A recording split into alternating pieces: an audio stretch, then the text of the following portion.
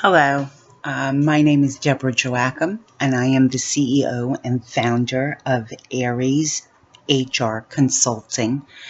I work basically remotely. I do a lot of work in New York, in Chicago, Florida, Texas, really all over the U.S., Alaska. And I developed this PowerPoint presentation for a client of mine that's in Texas that was opening up a brewery. And I wanted to be able to kind of make it fun, but give the information on all the things that I do and the services that I provide, but also be able to show what the statistics are of businesses using consulting. So a lot of it is self-explanatory, and I'll let you read, but there are some things that I will explain. So for the basis of the brewery, let's get hopped up. 6,000 breweries are in the U.S., and now Soulfire Brewing Company is one of them. 47% of U.S. and Canadian companies reported to outsource payroll.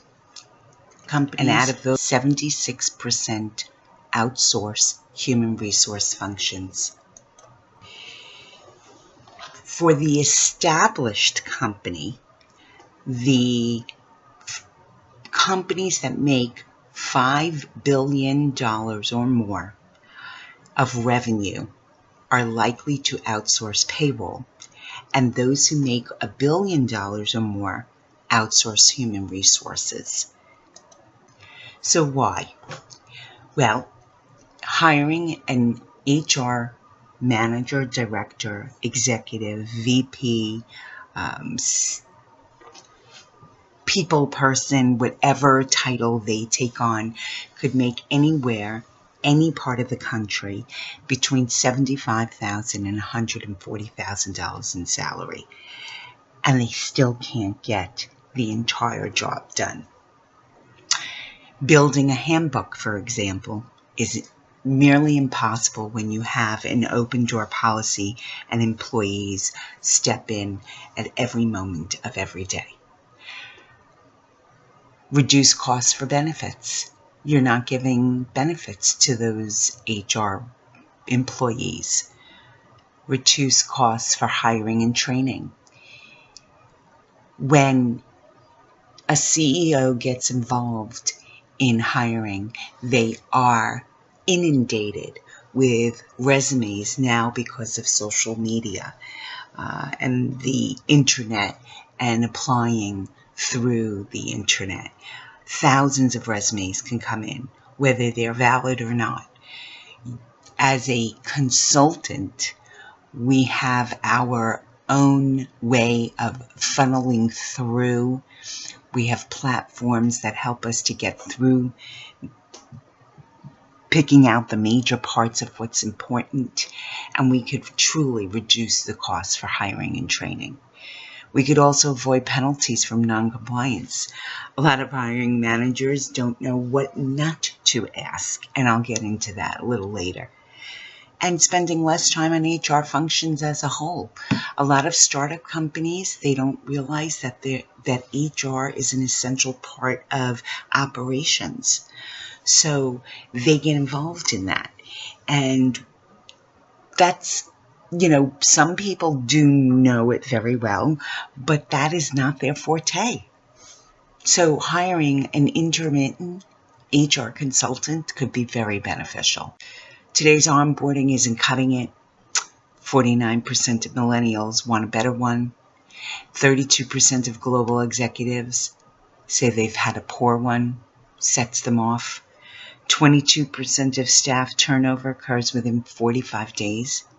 And 91% of the first-year workers are retained by companies with an efficient onboarding process. 69% more likely for new hires to remain in a company for 3 years. These are really high odds, and they shouldn't be taken lightly. So how do we do it? We concentrate on 6 components. selection and staffing, compliance, communication, compensation, training and development, and performance management. So obviously now with all the sexual harassment mandates from the federal government, we are saying that relationships are not necessary in the workplace. However, some are between employer and employee, and it starts with the recruiting process. To ensure a transparent and fair hiring process, to select the right candidate on the basis of merit and relevance with the job. 77% of your employees will quit within the first 2 years and cause companies over $680 billion in turnover costs. So retention has to start early. Employees need to see how the company is unique and feel connected. A simple conversation between a candidate and a hiring manager can get you sued. We had an opening, and a gentleman came in for a job, and one of my employees that were working in the HR department thought she was being funny, and she said this statement: "We have an opening for people like you." "Oh, great," they said. "What is it?" "It's called the door." Not really funny when you're HR. HR has to worry about ethics and control and can only go and take things so far. So it takes me to compliance. We have so many compliance issues now that we have to be on top of. Just immigration alone, we have to make sure that I-9s are collected, are not expired, are filed properly. Most companies don't know that I-9s need to be filed separately. We have discrimination laws like ADA. We have wage and hour, FMLA, PFL management, and making sure that people know their rights and making sure that managers are trained to know when someone needs to go on FMLA. All this comes from a handbook. And what I usually like to do with a handbook is partner it up with a policy and procedures manual. If you have one and it hasn't been updated in 10 years, you can have us look at it. We will develop a streamlined handbook that will help you forever. If you're a startup company, don't start business without one. You're creating a culture of ethics. Misconduct information: 65% of employees' credentials were breached. Without a cybersecurity policy written in your handbook, this is what you can experience. 27% of employees were a victim of abusive conduct. It doesn't always mean sexual harassment. It can mean bullying, and which is not just for young children. 94% of organizations have embedded policies and procedures into their organization because they have to worry about this. If an employee comes to their manager or goes to their CEO or their HR representative and says that there was abusive conduct, it cannot be taken lightly. You have to act on it. So Theodore Roosevelt said, "Far and away the best prize that life offers is the chance to work hard at work worth doing." And that starts with the employer. Keeping it under control is easy with an embedded employee relations program. And there are topics here. The discipline program. You need to place into format a discipline program. If somebody is punching in late every day, they have to get a verbal warning and then a written warning, and then maybe suspension, and then maybe at that point they can be let go. But if you don't have that in play, then the employers don't know what to do, and employees don't know how to act. You have to have open communication, and that develops open communication. Also, on the positive side, you have to show recognition. I used to work for a large company, and each department would recognize an anniversary by having the manager write a memory of the person's first day in a card. And then we'd all gather around clapping our hands and singing happy anniversary. Just that little piece cost nothing, maybe the cost of the card, but that's inexpensive. And it was a tradition that grew forever. Feedback is huge, and your investment in your employees are what begins the process. Compensation is another service that we help you with. We help you to determine the organization's policy, conduct an analysis, group your jobs into families, and rank your positions using a job evaluation method.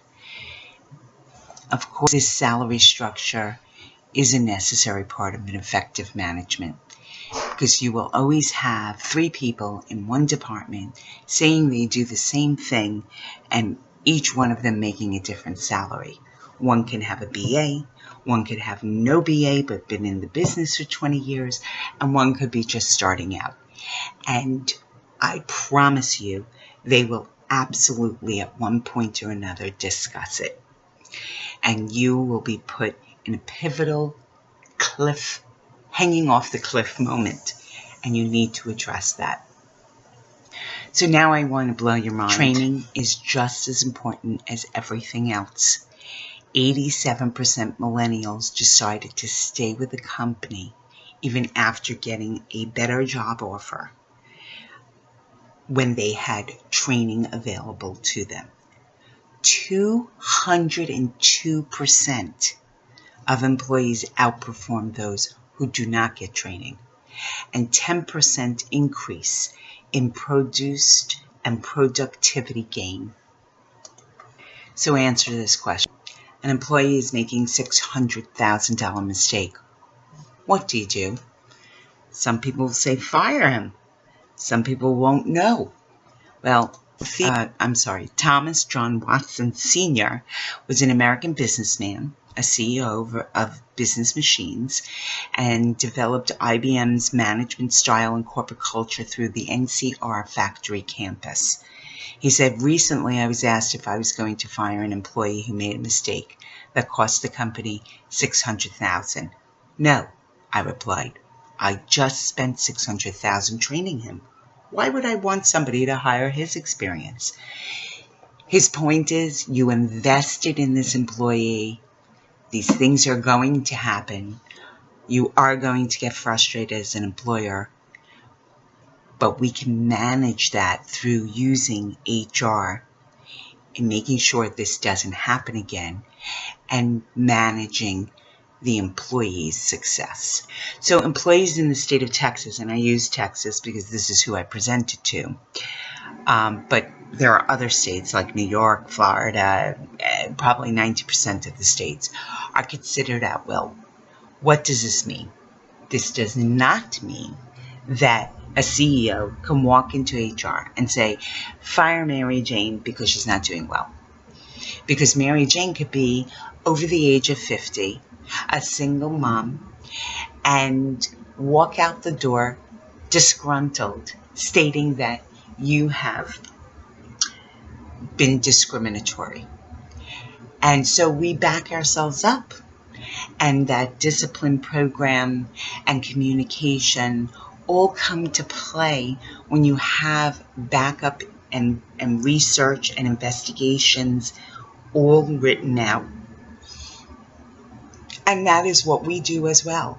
If there is an overall problem, our HR consultants at Aries will go in and do an investigation and write up a report and give recommendations for you.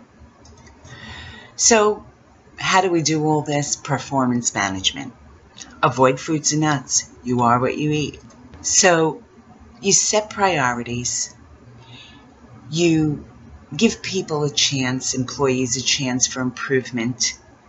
You give them a time to improve by clarifying the scope of why they are there and what they're there to do, identifying the goals, pulling all this together and monitoring it for efficiency, and then you'll have a balanced scorecard.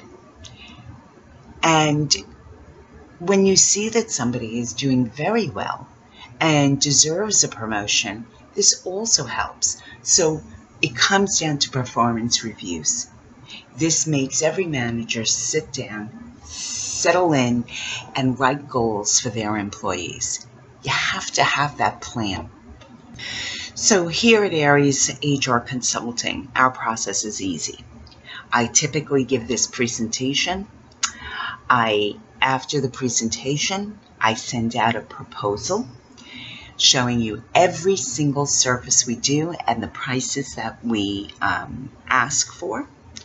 Once you've received the proposal, I ask that you email me back and tell me what is it that you want, because our services are a la carte and it really covers the gamut of HR consulting services. So we talk about the specific needs and the due dates that you need things by. Typically, a startup will need a handbook before they open. So that's what I'm talking about. And then we sign an agreement and we get ready to rock and roll. And because I have this business plan, I know what you're going to be needing in 6 months from now. So I'll touch base, of course, but at the end of the day, I know what my job is. We make sure of that. So thank you for tuning in to my first ever video about my position here at HR Consulting, which is the CEO and founder. My information is at the bottom of this screen here. And although I put down my phone number, sometimes it's very hard for me to converse. I suggest that you email me at any time, any moment, because I'm always on email. Or you can go, you can go to my website at arieshrconsulting.weebly.com to go take a look at my services and sign up for more information, contact, just a proposal, a presentation, anything you want. I thank you so much, and I appreciate the time that you put in to hearing about my information. Have a great day.